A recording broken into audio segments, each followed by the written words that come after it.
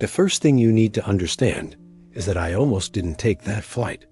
I had been standing in the terminal for 20 minutes, coffee in one hand, boarding pass in the other, and something in my chest felt wrong. Not the kind of wrong you can name, the kind that sits behind your ribs and hums. I had felt it before, once, right before my father's phone call about my mother. That low, wordless vibration that your body produces when it knows something your mind hasn't caught up to yet. I almost walked away from the gate. I didn't, and everything that happened next changed the way I understand the world. My name is Owen Callard. I'm 41 years old. At the time of this story, I was a structural engineer. I had been married for 9 years to a woman named Nora, and I had a daughter named Isla, who was 7. I was practical. I was logical. I solved problems using math and physics and measured tolerances. I did not believe in coincidences. I did not believe in premonitions. I did not believe that children could know things adults couldn't. I believed in what I could prove. I want you to hold that detail, because it matters. It matters more than anything else I'm going to tell you. The flight was a 6-hour route from one coast to the other. I had taken it a dozen times for work. It was routine, unremarkable. A middle seat I had been too late to avoid. A bag I had overpacked for a 3-day conference, and a mind already running through the presentation I was supposed to deliver on Thursday morning. Nothing about it should have been memorable. But then I sat down next to the boy. He was sitting in the window seat, maybe 8 years old, maybe 9. Small for his age, with dark hair that curled slightly behind his ears and eyes that were an unusual shade of gray, almost silver in the cabin lighting. He was alone. Not the kind of alone where a parent is 2 rows back. The kind of alone where the seat beside him was empty and he had arranged himself against the window with a careful stillness that I recognized as the behavior of a child who had learned not to ask for too much space. I asked the obvious question, was anyone sitting here? He shook his head without looking at me.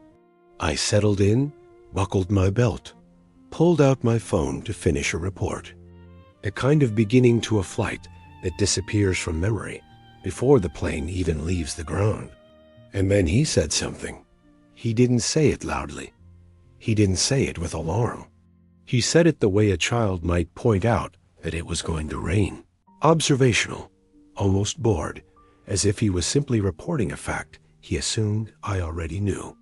He said, "This plane isn't going to land." I looked up from my phone. He was still looking out the window. His expression hadn't changed. His hands were folded in his lap. He wasn't scared. He wasn't performing. He looked, if anything, tired. I told myself he was playing a game. Kids do that. They say things to see how adults react. I had a 7-year-old at home. I knew the pattern. I smiled at him and told him we'd be landing in about 6 hours, give or take. He turned and looked at me then. And I want to be careful here about how I describe his expression, because I know how it sounds when I say this. I know how it sounds when I say that an 8-year-old looked at me with something in his eyes that I can only describe as grief. Not fear, not imagination. Grief, the kind that comes after, not before. He said, "I know how long it's supposed to take." That's not what I said. And then he turned back to the window. I put my phone down. I want to be honest about what happened in the next few minutes, because the dishonest version would be to say, I immediately took him seriously, and the dishonest version in the other direction would be to say I brushed it off completely. The truth is somewhere in between. There was a part of my brain that filed it in the Children Say Strange Things drawer and went back to work. And there was another part, smaller, quieter, that pressed its hand flat against a door it didn't want to open. I asked him his name. He said Eli. I asked him where his parents were. He said his grandmother was picking him up at the other end. He was flying alone with one of those bright orange unaccompanied minor lanyards around his neck that I had somehow missed when I sat down. I asked him if he flew alone a lot. He said he had done it 3 times. Then he was quiet for a moment. And then he said, "But I don't think it matters anymore." My stomach did something I didn't have a word for. I asked him what he meant by that. He looked at me again, calm, patient, the way you look at someone when you've already accepted something they haven't arrived at yet. He said, "I've seen this before." I asked him what he'd seen. He said the ending. The engines changed pitch. We had begun to push back from the gate. Here is what I have to tell you about the next 30 minutes, because this is where the story becomes the kind of thing I would not have believed if someone else had told it to me. I tried to rationalize. I tried to categorize Eli in the ways adults categorize children who say disturbing things. Maybe he had anxiety. Maybe he had seen something on television. Maybe he had heard his parents talk about a crash, some news story filtering through in the way news stories do, attaching to a child's mind and reshaping into something more personal. I had explanations lined up like a row of neat little boxes. But Eli didn't behave like a frightened child. He didn't fidget. He didn't look for reassurance. He didn't check the exits or grip the armrest during takeoff. He sat with his hands in his lap, and he watched the ground drop away with an expression that I can only describe as resigned, like a man who has already made peace with something he cannot change. We broke through the cloud layer. The sky above was the kind of blue that doesn't exist at ground level, deep and absolute, the kind of blue that feels like a different reality entirely. And Eli said, quietly, "You have a daughter." I didn't answer immediately. He hadn't asked. He'd stated it. I said yes. He said she drew something on the back of your phone case. I turned my phone over. There was a small drawing on the back of my case that Isla had done the week before while I was on a call. A stick figure and a sun. I had meant to wipe it off and forgotten. I asked Eli how he knew about that. He said, "I don't know. I just knew." I want to pause here and make something clear. I am not a person who believes in psychic children. I am not a person who believes in supernatural warnings. I am a man who spent 20 years calculating load tolerances and stress fracture points. I am a man who once spent 4 hours arguing with a colleague about whether intuition was simply unconscious pattern recognition. I am not built for mystery. But the drawing, Isla's drawing, on the back of my phone, he hadn't seen it when I sat down. My phone had been face up the entire time. I asked Eli if someone had told him about it. He said no one had told him anything. He said, "Sometimes I know things. I don't choose to. It started after the accident." I asked what accident. He said, "Last year. I was in the car with my dad." He didn't finish the sentence. He didn't need to. The weight of what he left unspoken pressed down on the cabin like altitude change. I said, "I'm sorry." He nodded, looked back out the window. Then he said, "That's when I started seeing things. Not always. Not clearly. But sometimes, before something happens, I know." I asked him, as gently as I could, what exactly he thought he knew about this flight. He turned and looked at me with those gray eyes, and he said, "We're not going to land where we're supposed to. Something is going to happen up here, in the air. And you're going to have to make a decision." My mouth was dry. I asked what kind of decision. He said, "I don't know all of it yet. It doesn't come all at once. It comes in pieces." The drink cart rattled down the aisle. A flight attendant smiled at me. The engine hum was steady and familiar. Everything around us was perfectly ordinary. And I was sitting next to a 9-year-old boy who told me he could see the ending. Now, here is where I made my first mistake. I didn't tell anyone. I know how that sounds. But I want you to think about that moment honestly. Imagine you're on a plane. Imagine you've just taken off. Imagine a child beside you says something unsettling. What do you actually do? Do you walk up to a flight attendant and say, "Excuse me, the kid in 24F thinks we're going to crash"? Do you press the call button and report a 9-year-old for giving you a bad feeling? I was a rational man. I told myself I was overreacting. I told myself that if I mentioned it, I would look unhinged and that the flight attendant would smile the way people smile when they're being careful with you. And then nothing would happen, and I would feel like an idiot for 6 hours. So I said nothing. I pulled my phone back out. I tried to work. Eli watched the clouds. 20 minutes later, he said, "It's going to start soon." I put my phone down. I asked him what was going to start. He said, "You'll hear something. And then people are going to be scared. And that's when you have to stay calm." I asked him where his grandmother thought he was flying to. He said the city. He named it. A big city, and one I was heading to as well.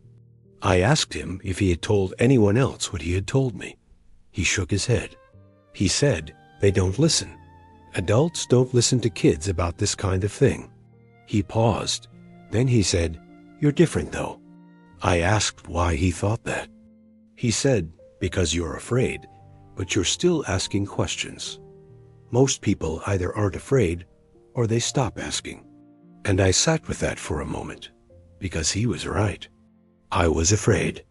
That low hum in my chest had been building since takeoff, and I had been naming it turbulence and adjusting, and naming it anxiety and adjusting, and running out of reasonable names. I asked him one more time directly what he thought was going to happen. He looked at me with those gray eyes. He said, "I think one of the engines is going to have a problem. And I want to tell you exactly what I did with that information, because it reveals something about the human mind that I find both fascinating and terrifying." I thought about my structural engineering background.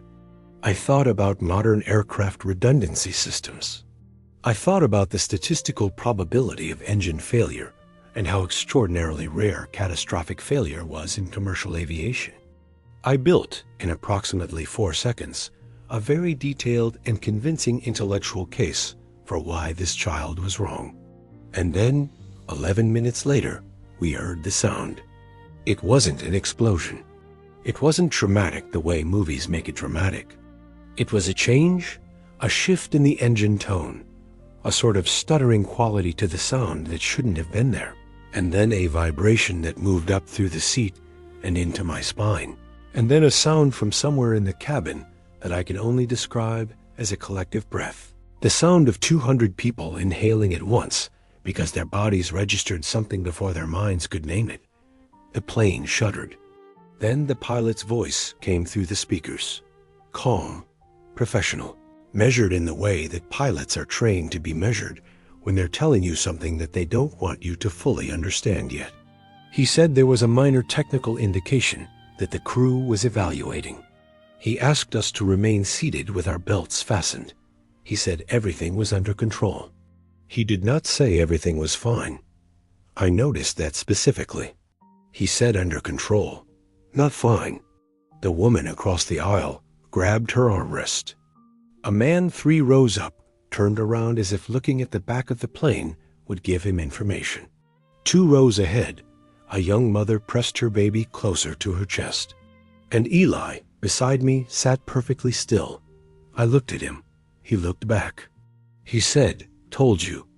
My heart was doing something it had never done before, a sort of double-time hammering that I could feel in my ears, in my fingertips, in the backs of my eyes.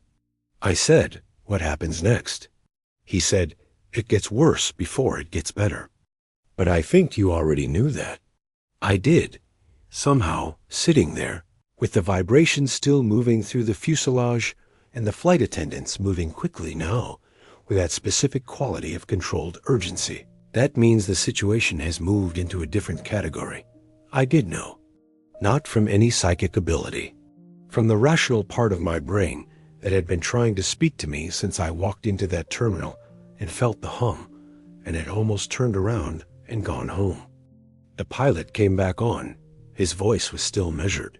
But there was a new quality to it now, a texture of focus, and he said that they were diverting to the nearest suitable airport as a precautionary measure. He said the crew would provide updates. He thanked us for our patience. The cabin noise changed. People started talking, not loudly. The specific low-register conversation of 200 people trying to communicate fear to each other without making it real by speaking it out loud. A flight attendant came down the aisle. She stopped at our row. She was professional and composed, and her eyes were doing the thing eyes do when the face is doing one job and the mind is doing another. She looked at Eli first, the way people always looked at the unaccompanied minor first, checking on the child out of instinct. She asked if he was doing okay. He said he was fine. She asked if he needed anything. He said, "No, thank you." He paused. Then he said, "The right engine." She blinked. He said, "That's where the problem is, the right engine."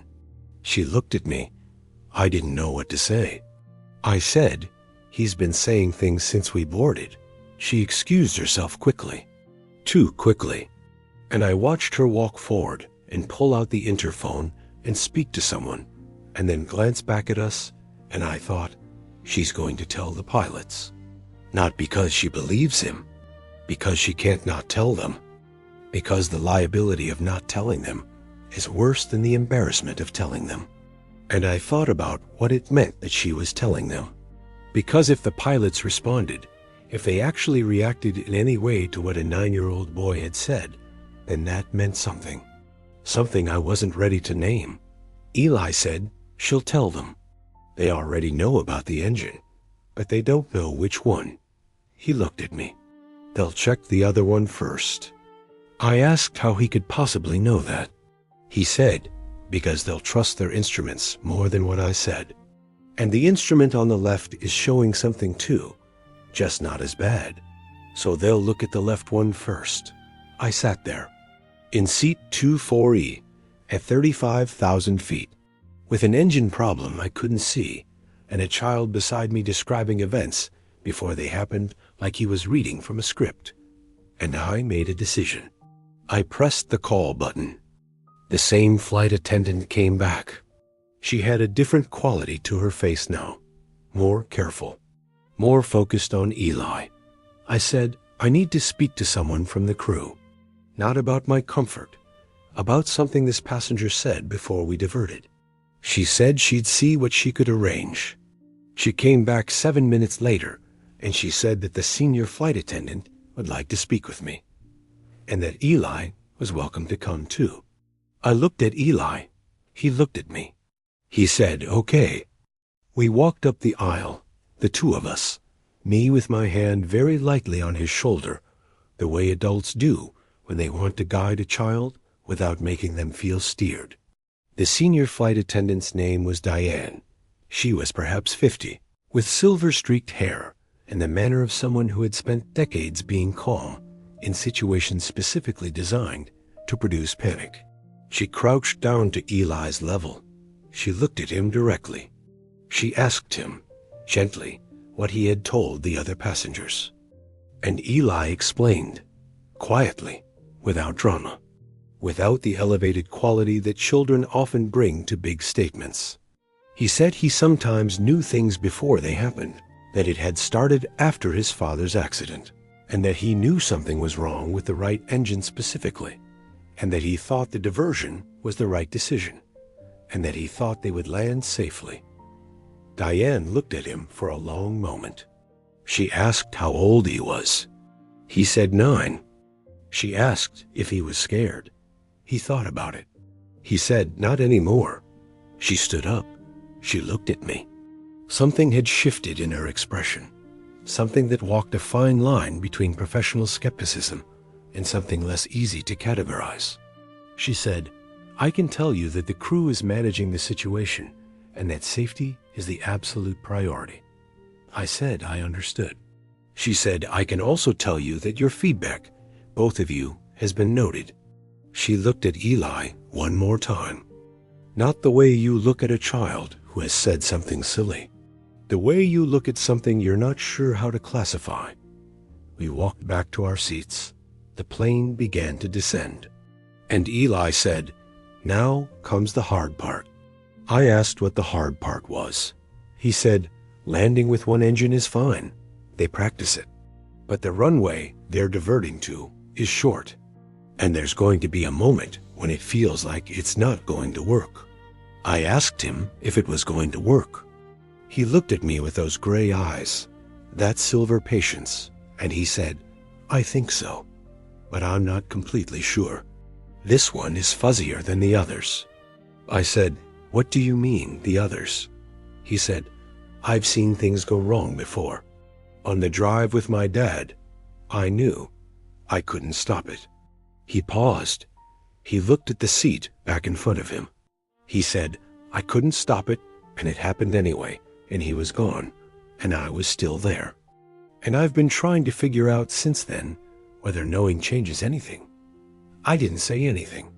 There was nothing to say to that. He said, "With you, I decided to tell someone. I don't always, because usually people just think I'm a weird kid. But you looked like someone who would do something with it." I asked what he wanted me to do with it. He said, "I don't know yet." The descent continued.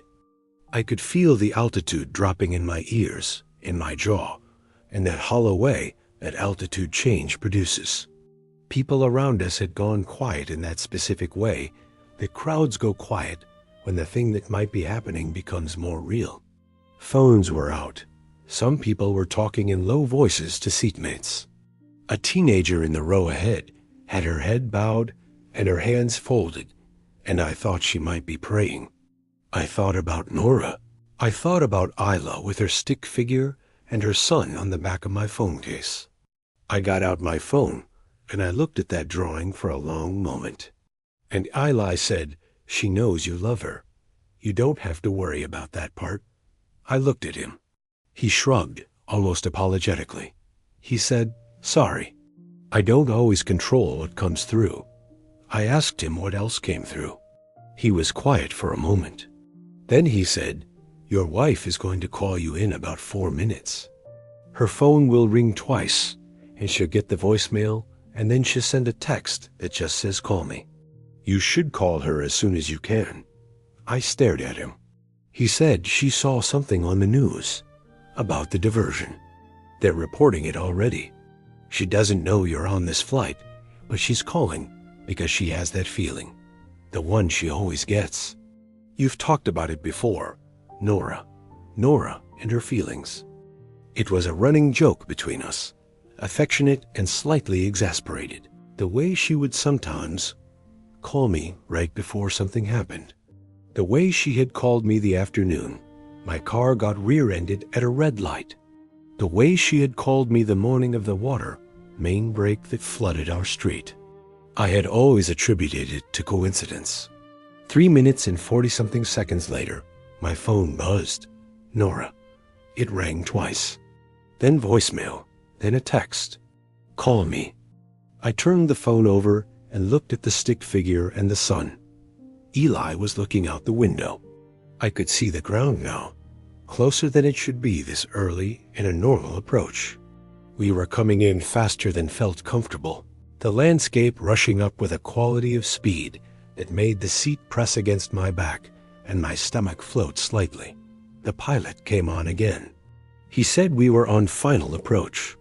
He named the airport, a small regional one I had never heard of. He said the crew was prepared and asked us to review the safety information card in the seat pocket. When a pilot asks you to review the safety card, something has moved past precautionary.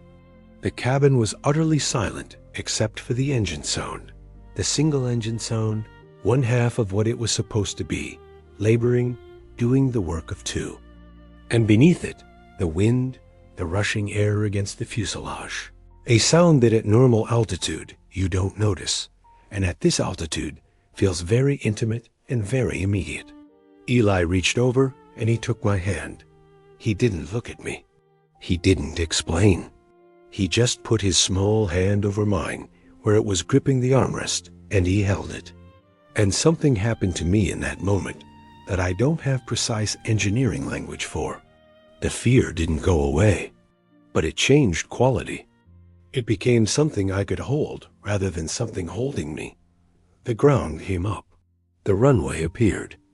And Eli had been right. There was a moment, a specific moment in the last 200 feet of descent when the aircraft seemed to hesitate, seemed to pull in two directions at once, and the nose came up sharply, and I heard someone behind me make a sound that was swallowed by the engine and time did the thing time does in moments of extremity, where it stretches and thins and becomes translucent. And then the wheels hit the runway. Not gracefully, hard. The kind of landing that claps through your spine. The kind that produces a spontaneous noise from the cabin that is half gasp and half laughter. The brakes engaged with a force that pressed everyone forward against their belts, and the engine reversed thrust, and outside the windows the ground was moving past at extraordinary speed, and I was thinking runways too short, thinking we're going too fast, thinking all of the technical things I knew about stopping distance and friction coefficients. And then we slowed, and then we stopped. The runway ahead of us was very short. Perhaps 30 meters of tarmac between the nose of the plane and the grass at the edge. The cabin exploded, not in the bad way. In the way that 200 people who have been holding their breath for 20 minutes and suddenly don't have to anymore sound like applause, actual applause. Someone laughed, a slightly unhinged laugh of relief. The woman across the aisle was crying and smiling at the same time. The teenager ahead had her hands over her mouth, and her shoulders were shaking. And beside me, Eli let go of my hand and sat back and closed his eyes. He looked exhausted. I looked at him and I said, "Are you okay?" He nodded. He said, "It's always tiring." Knowing, I asked him if it always ended well. He was quiet for a moment. He said, "No, not always." He didn't elaborate, and I didn't push. Emergency vehicles were on the tarmac. Several of them. The specific collection of vehicles that arrives when someone is called ahead and said prepare for the possibility of bad. But we were stopped and upright and intact, and the cabin smelled only of recycled air and anxiety. No smoke, no fuel, nothing of the vocabulary of disaster. The pilot came on and said that we had landed safely at the diversion airport due to an issue with the number 2 engine. He said that all passengers were safe. He said that ground crews would assist with deplaning. Number 2 engine, the right side. I sat there for a moment after the applause died down, after the pilot finished speaking, after the flight attendants began their movements through the cabin with the particular purposeful energy of people transitioning from emergency protocol back toward normal operations. I looked at Eli. He was still sitting with his eyes closed. I said his name softly. He opened his eyes. I said, "The right engine." "Number 2. He nodded. I said, "You knew." He said, "I usually know. I don't always understand what I know, but this one was clearer than most." I asked him what he would do now, who was going to meet him, whether his grandmother knew where he was being diverted to. He said the airline would contact her. He said she knew about him, about the way he was, and that she didn't think it was strange. He said she was Haitian and had a grandmother of her own who had been the same way, and that in her family it had a name. A word he said quietly in another language that I didn't catch and couldn't reproduce. I asked if I could sit with him until someone from the airline came. He said yes. And we sat together on that stopped plane, on that short runway, in a city neither of us had intended to visit, and the emergency. Lights outside painted the cabin in slow rotating colors, and I thought about everything I had believed before I sat down in seat 24E. I thought about the hum in my chest in the terminal. I thought about the stick figure and the sun. I thought about Nora calling with her feeling. I thought about a 9-year-old boy who put his hand over mine when the ground was coming up too fast. An airline representative came and took Eli from me gently, explaining that they were setting up a family reunification area in the terminal and that his grandmother had been contacted and was already on her way. Eli gathered his small backpack. He stood up. He shook my hand with the formality of a child who had been raised to greet adults properly. And then he looked at me with those gray eyes one last time. He said, "Mr. Callard." I asked how he knew my name. I hadn't told him. He almost smiled. The closest thing to a smile I had seen on him since I sat down. He said, "Go home. Don't take the next flight. Just go home. Isla needs to show you something. She's been working on it for a week, and she thinks you haven't noticed." I opened my mouth. He said, "It's a drawing. A real one this time. Not on your phone case. On paper. She spent all week on it. It's of the three of you. You, her, and your wife. At the beach. It's in her backpack. She was going to put it in your bag when you got home, but she forgot." I couldn't speak. He said, "You travel a lot. She misses you." That's all. That's what I wanted to say.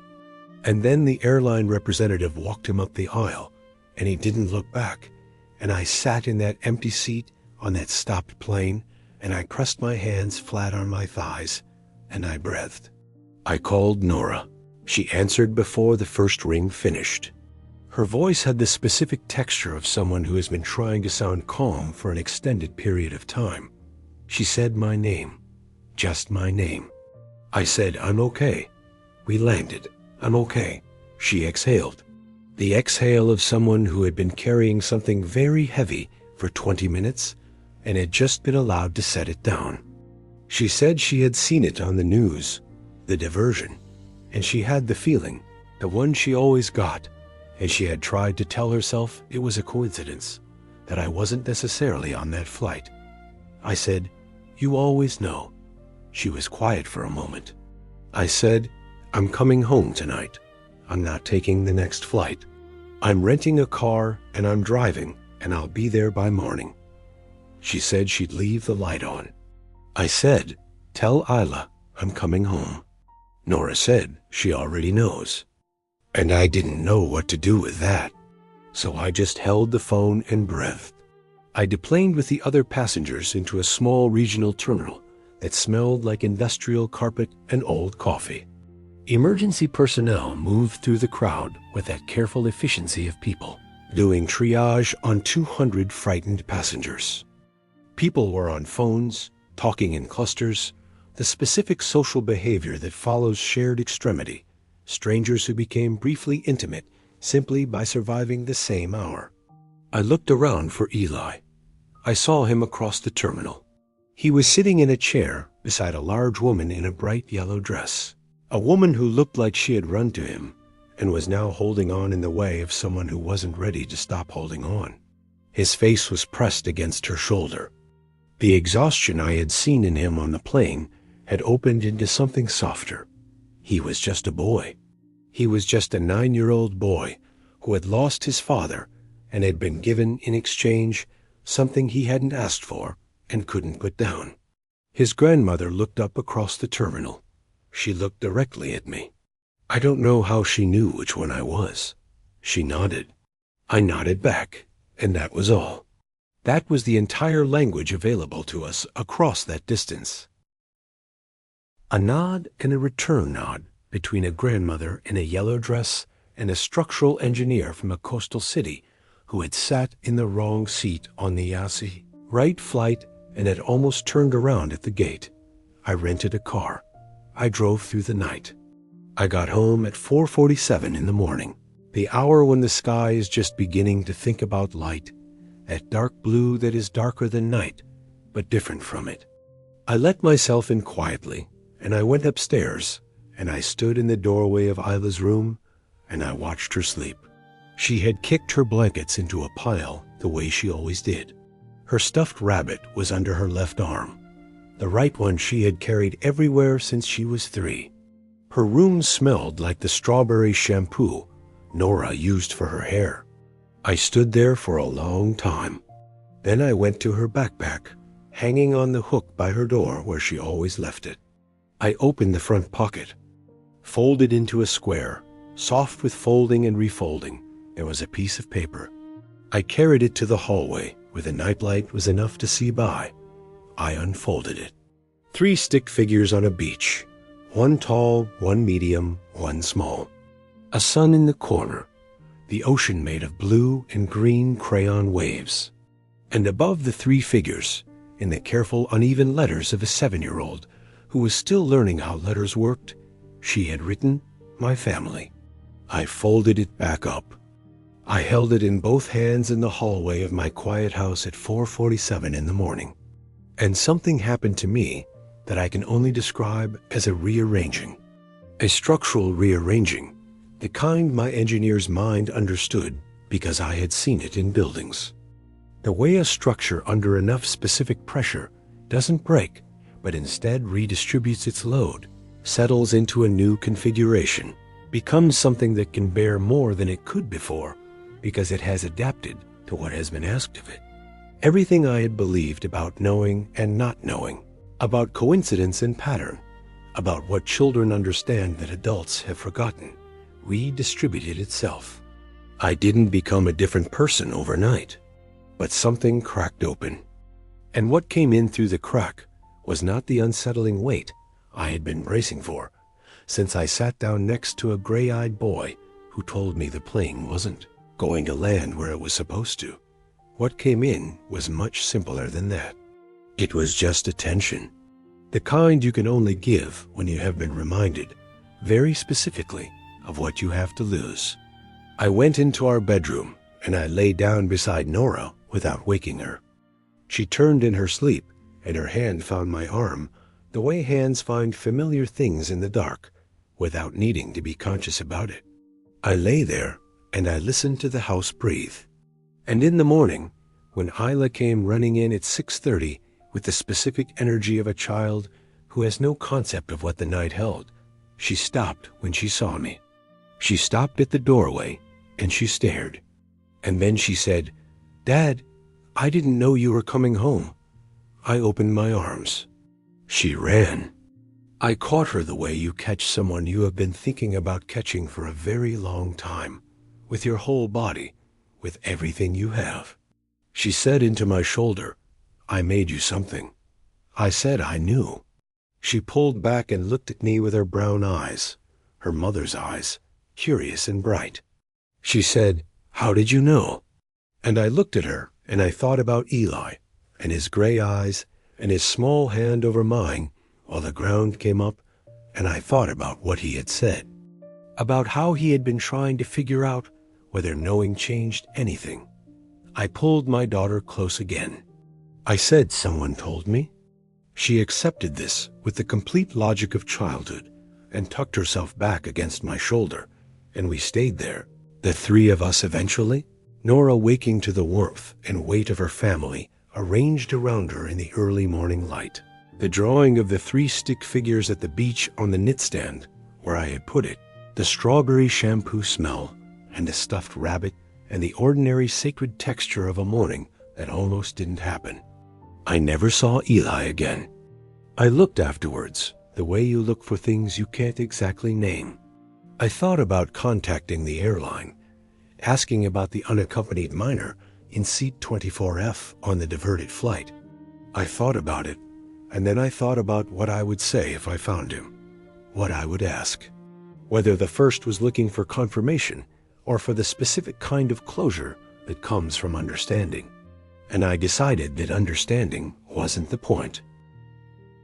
The point was the decision at the gate, and the drawing in the backpack, and the hand over mine in the moment when the ground was coming up, and the simple, terrible, ordinary gift of being present for a morning that you knew could have gone differently. The point was attention. I still travel for work. I still fly. I still occasionally feel that hum in my chest in terminal hallways, that low vibration that predates language. I don't always know what it is. I don't always act on it, but I listen to it more than I used to. And every time I sit down in an airplane seat, I look at the person beside me. Really look. Not the quick assessment of shared space, but the actual looking that registers another person as a person, with a grandmother somewhere in a yellow dress, with a father somewhere in a past they can't return to, with knowledge they carry whether they asked for it or not. Because sometimes the most important thing that happens to you on a journey is not the destination.